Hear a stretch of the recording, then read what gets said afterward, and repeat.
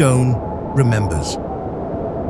Imagine a land where ancient castes rise like silent sentinels, their jagged forms a primordial landscape that has shielded secrets for hundreds of millions of years. Here, in Vietnam, the geography itself is a fortress, coexisting with life in ways that defy intrusion.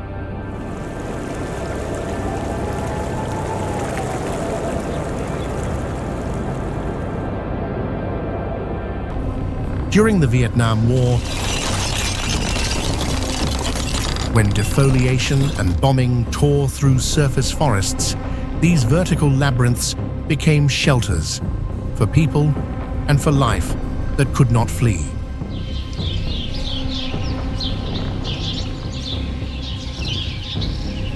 Why has this scarred land become a refuge for some of the rarest species on Earth?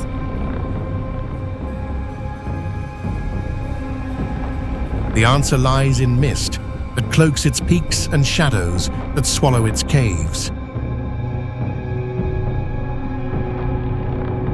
Welcome to Vietnam.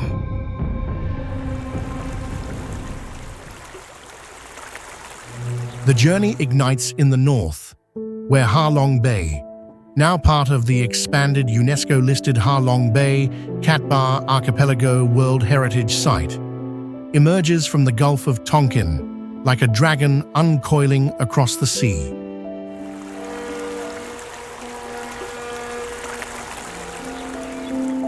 Over 1,600 limestone islands and towers rise sharply from emerald waters,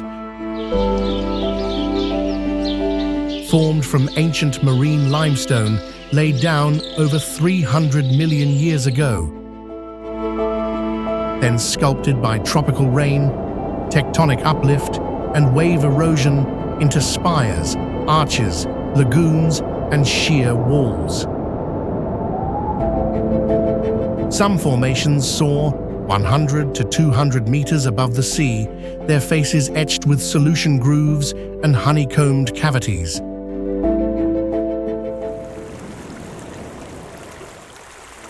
Beneath the surface, submerged tunnels connect hidden basins where mangroves root into mineral sediment and tidal rivers surge through underwater chambers.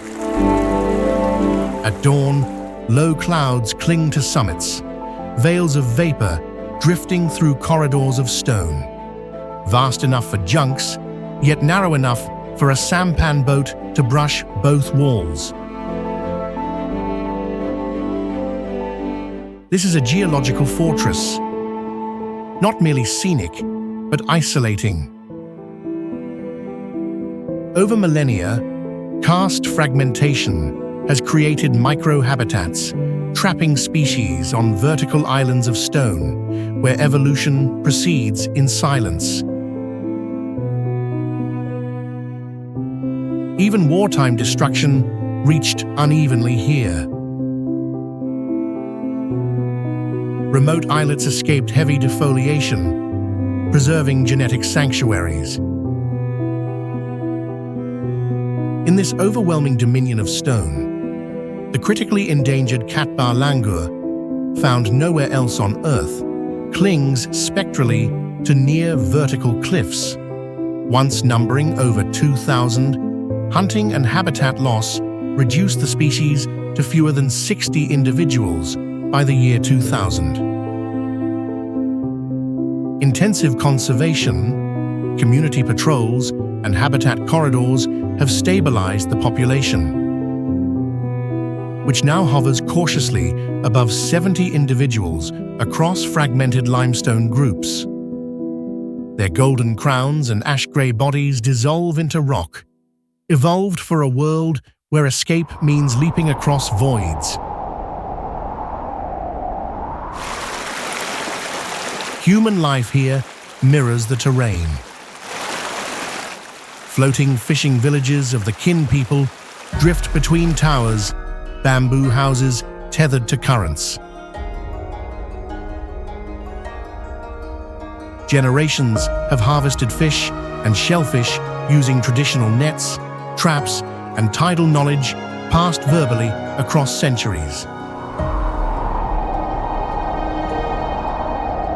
Offerings to sea spirits and dragon kings honor the same protective geography that sheltered families during war. No grand temples dominate. The landscape itself is the shrine.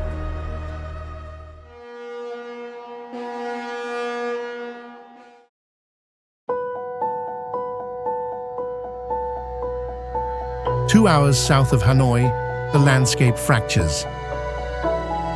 Limestone casts, similar to Ha Long Bay's, but rising from rice fields instead of sea, create what locals call Ha Long Bay on land.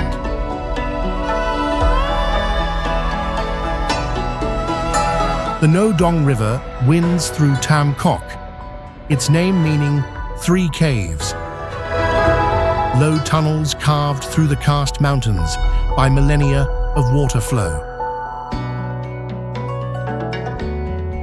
To travel the river, you board a small sampan,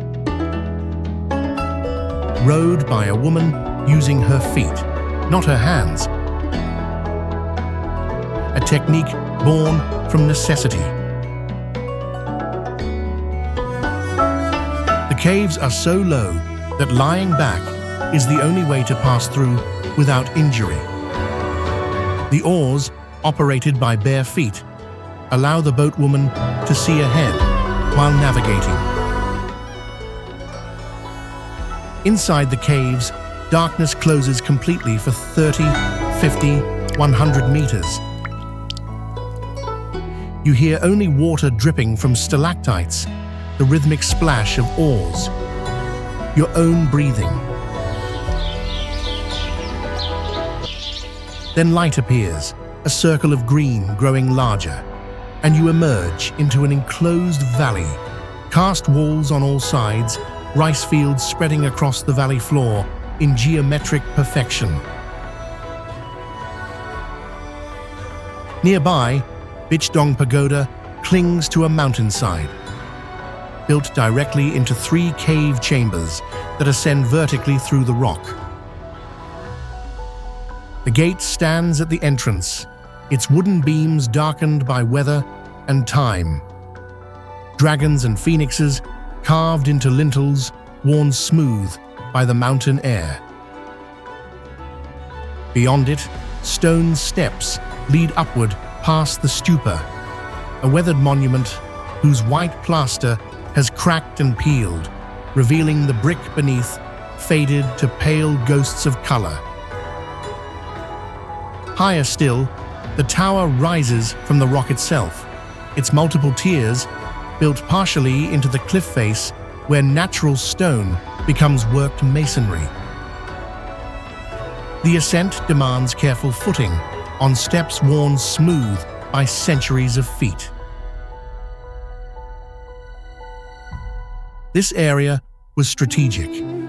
During the Dinh dynasty, 968 to 980 AD, when Vietnam first declared independence after 1,000 years of Chinese rule, the capital was established here at Ho An. The karst landscape provided natural fortification. Armies approaching from the north had to navigate narrow valleys where ambush was easy and retreat difficult. The temples dedicated to Emperor Dinh Tien Huang and Emperor Lê Đại Hàn still stand, rebuilt many times but on original foundations. They are somber, constructed from dark wood and stone. Hoa Lu was abandoned as capital in the year 1010 when the Lý dynasty moved the seat of power to Hanoi. But the temples remain, evidence of the moment when Vietnam began to define itself not as a province of China, but as its own entity.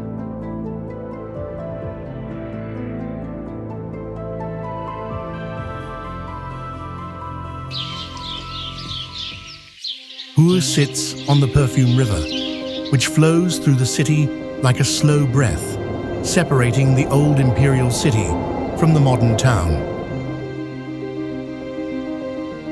From 1802 to 1945, this was Vietnam's capital under the Nguyen dynasty, the last imperial dynasty before French colonization and eventual communist victory ended monarchical rule. The Forbidden Purple City, modeled after Beijing's Forbidden City, once housed the emperor, his family, concubines, and court.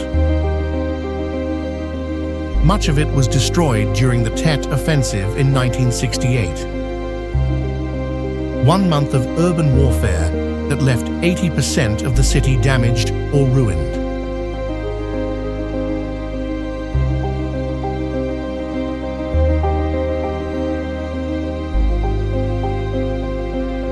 What remains are fragments, red lacquered pillars, stone foundations, tranquil lotus ponds, surrounded by walls that once separated sacred space from the profane.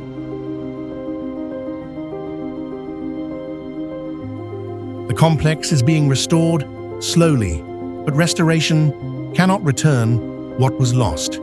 Instead, it creates something new. A memorial that acknowledges absence as much as presence.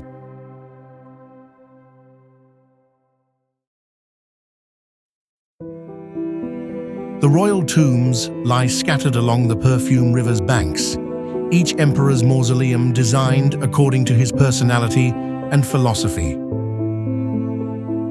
The tomb of Emperor Khai Din is flamboyant, covered in elaborate mosaics using broken porcelain and glass. Vietnamese materials mixed with French influences, creating a structure that some call a masterpiece and others find garish. These tombs were built as palaces for the afterlife, places where the emperor's spirit could continue to govern. They are not cemeteries in the Western sense. They are fortresses of memory, where the dead were meant to remain powerful. Today, Hue moves quietly. The city's pace is slower than Hanoi's chaos, or Ho Chi Minh City's energy. It retains a formality, a sense that even in its modern incarnation, Hue remembers when it was the center of everything.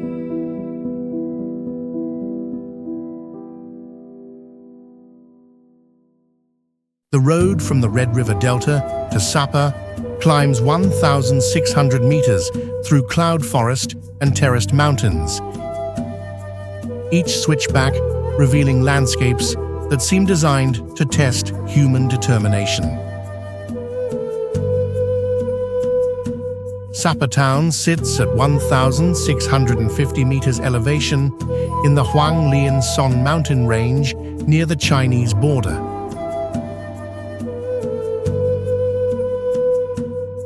The French arrived in the 1920s, drawn by the cool air, a relief from the suffocating lowland heat, and built stone villas, a church, and hotels in alpine style.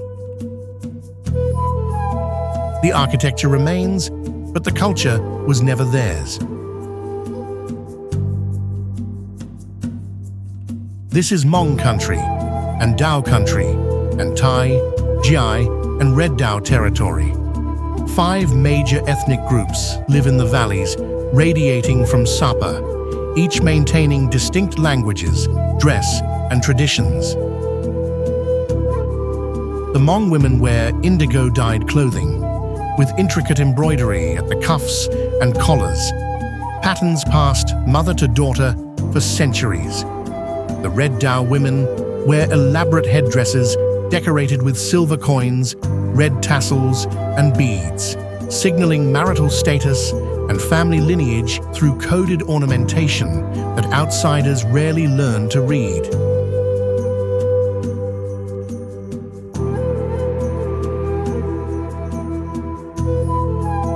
But the true masterwork of Sapa is not architectural, it is agricultural.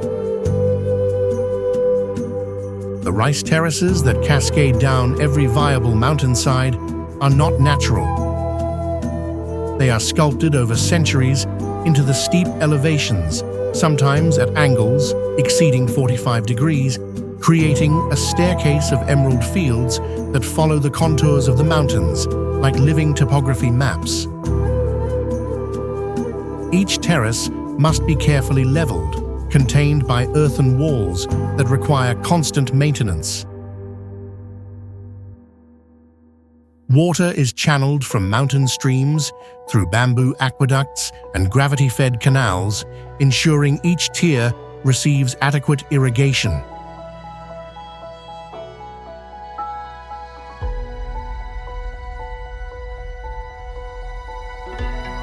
The terraces change with the seasons.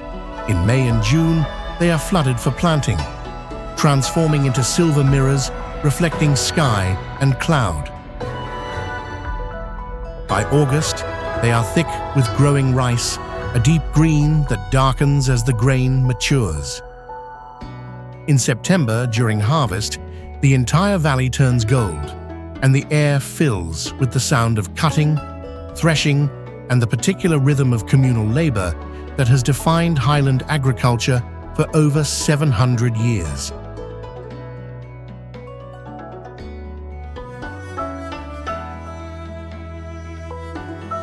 To walk through these villages is to move through time at a different speed. Homes are built directly into hillsides, wooden structures with thatched or corrugated metal roofs, smoke from cooking fires rising through gaps in the walls. Buffalo are still used for plowing. Children walk steep paths to school, carrying younger siblings on their backs. Electricity is relatively new. Internet service is patchy. This is not poverty, though by certain metrics it might be measured as such. This is a deliberate maintenance of autonomy, a choice to remain connected to land and language even as the world below accelerates beyond recognition.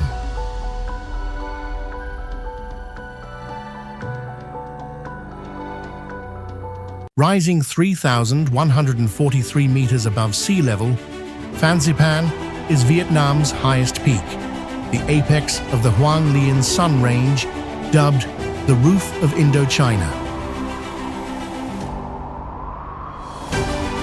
For decades, reaching the summit required a 3-day trek through dense bamboo forest, across ridges, up granite elevations where mist could descend in minutes, erasing the trail entirely.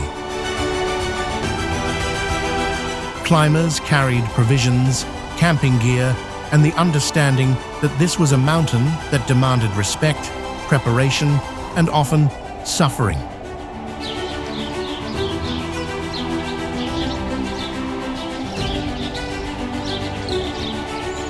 In 2016, a cable car was installed, a 6.3-kilometer span rising from Sapa to a station just below the summit. It shortened the journey to 15 minutes. The debate that followed was predictable. Purists mourned the loss of earned altitude. Pragmatists celebrated accessibility. Stone stairways climb into cloud, where temples cling to Phan Xipan's spine like prayers carved into the sky. Ribbons of prayer, flags unravel color across the mist, each thread carrying a wish into the unseen. Below, forests vanish into vapor. Above, pagoda roofs break the clouds like islands of faith. Here, altitude becomes devotion, and the mountain listens. But standing at the summit, regardless of how you arrived, the mountain makes its own argument. From here, the view stretches into China to the north, Laos to the west. On clear days, though rare, you can see the Red River snaking through valleys far below, a silver thread through green chaos.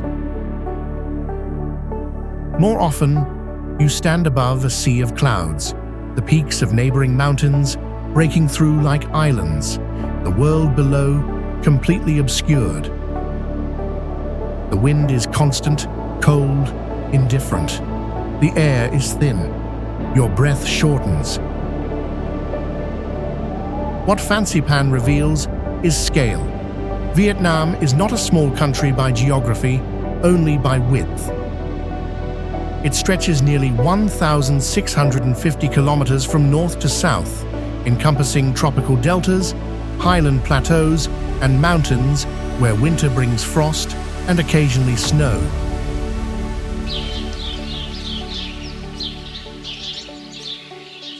To understand Vietnam through its coastline alone is to miss half the story.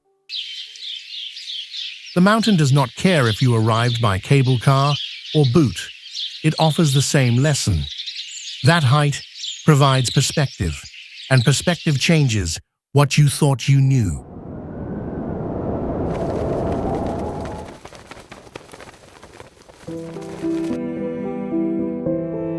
Hanoi sits on the right bank of the Red River, a city of 5 million that somehow still feels like a collection of villages woven together by accident. The old quarter, 36 streets, each named for the guild that once controlled it, remains the beating heart. Hangback Silver Street still hosts jewelers. Hangma, votive paper street, sells ceremonial offerings. The streets are narrow, barely wide enough for motorcycles to pass, and they're always full. 5 million motorcycles navigate Hanoi daily, creating a chaos that appears suicidal to outsiders, but operates on invisible rules the locals understand instinctively. The architecture is a palimpsest. French colonial buildings with yellow stucco and green shutters stand alongside narrow tube houses, traditional Vietnamese structures that are wide at the street but extend deep into the block to minimize taxes once levied per meter of street frontage. Soviet-style concrete apartment blocks loom over ancient pagodas, where incense smoke rises from bronze urns that haven't stopped burning for centuries. Hoi An Lake sits at the city's center, a small body of water surrounded by walking paths where each morning before dawn, thousands gather for Tai Chi, badminton, jogging, and the simple act of moving before the heat arrives. The lake's name means Lake of the Returned Sword, referring to the legend of Emperor Lei Loi, who received a magical sword from the gods to drive out Chinese invaders in the 15th century. Then returned it to a giant turtle in this lake once independence was secured. Today, soft-shell turtles still live in the lake, occasionally surfacing, their presence treated as auspicious. Whether they are the descendants of the mythical turtle or simply large reptiles living in an urban pond is a question Hanoians don't seem interested in answering definitively. What sets Hanoi apart from other Asian capitals is this refusal to choose between past and future. The government maintains its administrative offices in the former imperial citadel, a UNESCO World Heritage Site where archaeologists continue to unearth artifacts from the Li dynasty from the 11th to 13th centuries. Across the street, glass towers house tech startups and international corporations. Hanoi doesn't explain itself. It simply continues, layering each new era over the last, leaving the contradictions visible.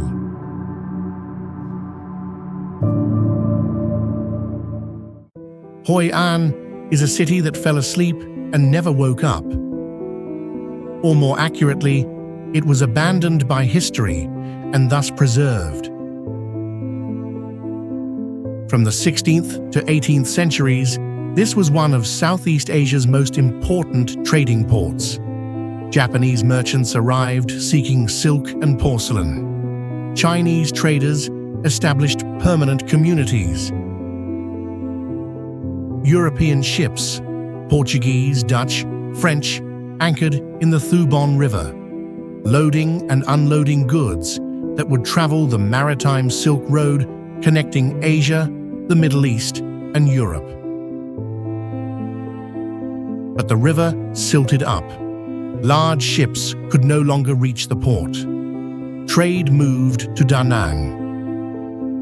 Hoi An simply stopped, frozen in the late 18th century, its architecture and layout preserved not through conscious decision, but through irrelevance.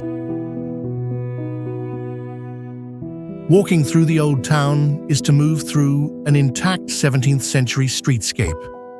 Narrow houses, painted ochre yellow, line the riverfront, their wooden facades weathered but maintained. The Japanese-covered bridge, built in 1593, still spans a small canal. Its curved roof and red lacquer pillars unchanged for over 400 years. Inside, a small temple honors the god who controls weather, a practical deity for a port city dependent on monsoons. But Hoi An's true identity emerges at dusk. As daylight fades, thousands of silk lanterns are lit, hanging from eaves, strung across streets, floating on the river. The town glows amber, red, gold, the light soft and imperfect, casting shadows that make the narrow alleys appear to narrow further.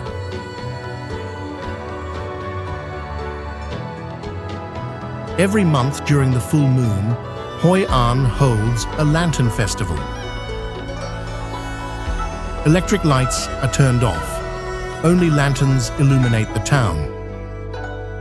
People release paper lanterns onto the river, each carrying a wish written in careful script for health, prosperity, love, peace. The river becomes a flowing constellation of light. Hundreds of small fires drifting toward the sea, carrying prayers into the darkness.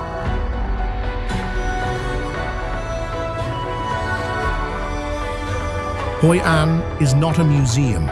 People live here, run shops, raise families. But it has learned to exist as both functional town and time capsule, proving that preservation and vitality are not always contradictory.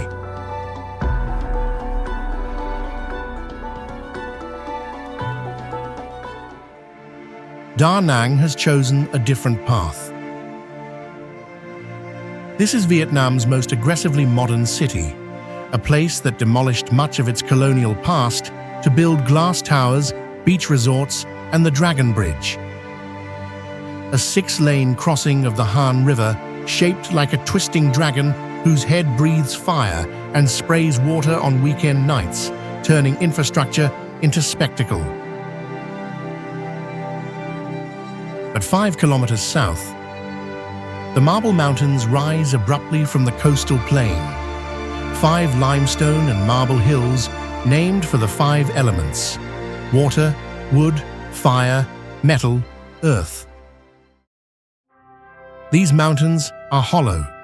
Inside, centuries of rain and underground rivers have carved vast chambers. During the Vietnam War, Viet Cong forces used these caves as field hospitals and hiding places, storing weapons in natural chambers that neither satellite imagery nor aerial reconnaissance could detect. Today, bullet holes remain visible on the rock walls, just inches away from Buddhist altars that were there first and remain still. To ascend the mountains requires climbing steep stone steps carved directly into the marble. The rock is white with grey veining, cool to the touch, slick when wet. From the summit, Da Nang spreads out below, a cityscape of cranes, construction, and constant expansion.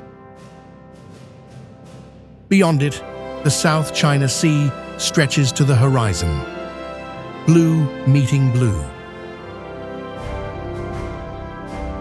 The Marble Mountains are not grand by global standards. They are small, easily climbed in an hour, but they serve as geological memory in a city determined to forget its past. They are holes in the landscape that cannot be filled. Reminders that beneath the new, the old remains, waiting.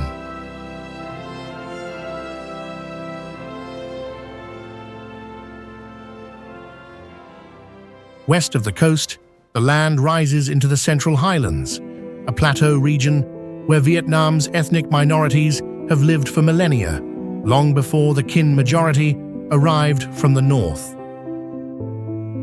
This is Jarai country, Ba Langur country, Idi, Manong, and Sting territory. These groups, collectively called Montagnards by the French, speak Austronesian languages unrelated to Vietnamese. They practice animism mixed with ancestor worship, building longhouses on stilts, cultivating rice, and maintaining oral traditions that reach back to a time before writing, before empires, before history became something written down.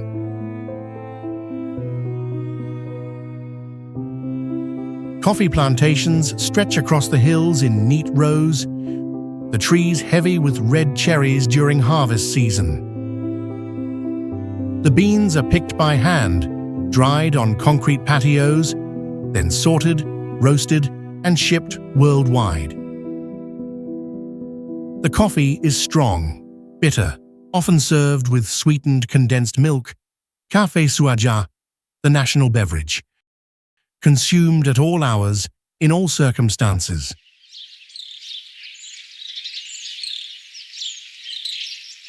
The city of Dalat, built by the French as a cool-weather resort, sits at 1,500 meters elevation, surrounded by pine forests that feel transported from Europe.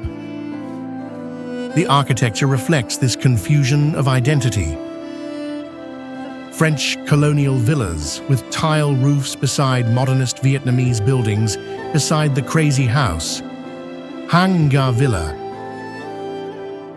a hallucinogenic architectural experiment by architect Dang Viet Nga that looks like a giant tree fused with a cave system. Its rooms accessible only by climbing through organic tunnels and bridges that challenge every assumption about how buildings should function.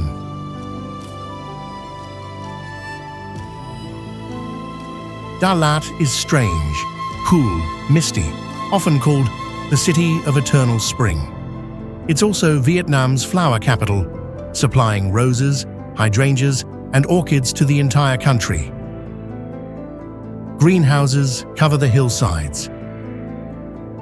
The morning market bursts with color, reds, pinks, yellows, flowers stacked in bundles, perfuming the air with sweetness that contrasts sharply with the bitter coffee the vendors drink while they wait for buyers.